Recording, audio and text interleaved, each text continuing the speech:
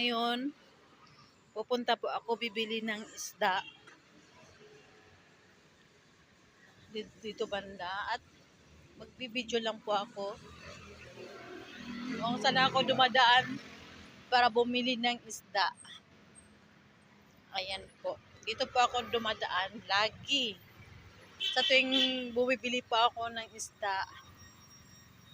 At ayan.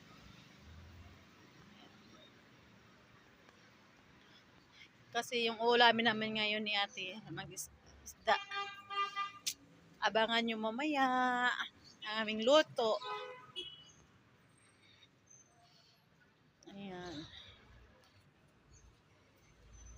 Ayan, may tindahan. Tindahan. Titinda ng mga gulay dito. Tinda ng mga gulay. Ayan. Ayan dyan. Ito, yan ang gagawin kong yung paksiw. Ayan. At saka ito naman, ang aming prituhin. Ayan, mamaya, lulutuin na po namin ito. Itong isda na binili ko. Ayan. Mataba siya kasi nung nilinis ko, nagmamantika siya eh. Kaya, mataba siya. Lagyan natin itong talong. Tapos, yung isda. Lagyan natin sa taas ng isda. Ayan. Ayan, another talong rin. Lagyan ng sili. Ayan. At saka, nilagyan yung sibuyas, bawang at luya. Ayan na po. Yung ingredients ng ating paksiw. Ayan, sigit-sigit na kami ng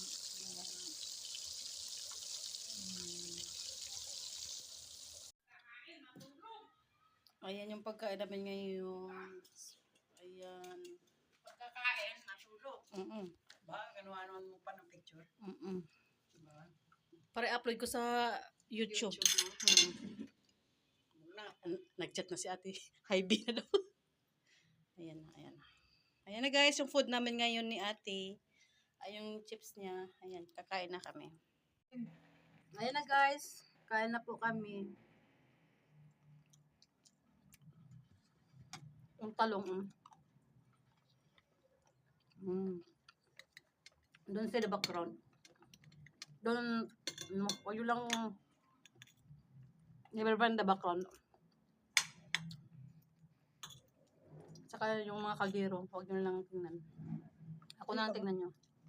Nakikita ba yung kaldera? Hindi. Kain po tayo. Talong. Paksiw.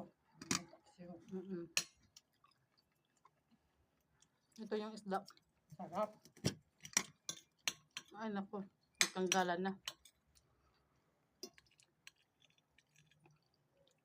Yung kasama kong ayaw mapakita sa camera.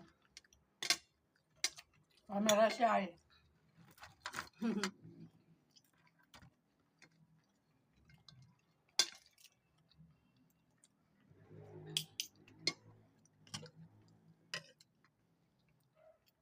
Malinis na itong isda. Nilinis ko ito ulit ate. Nugasan din. Dapat nugasan mabuti. Pati yung mga ano niya. Tinanggal ko. Ayaw ko kasi makita ng ganun. Dugo-dugo.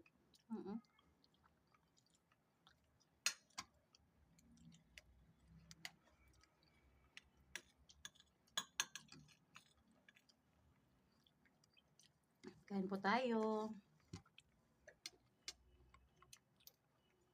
Pilipino tayo kaya kamay tayo.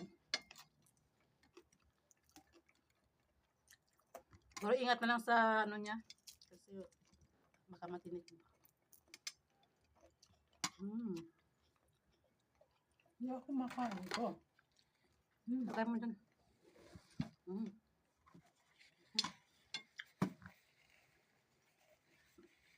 Salamat guys. Thanks for watching.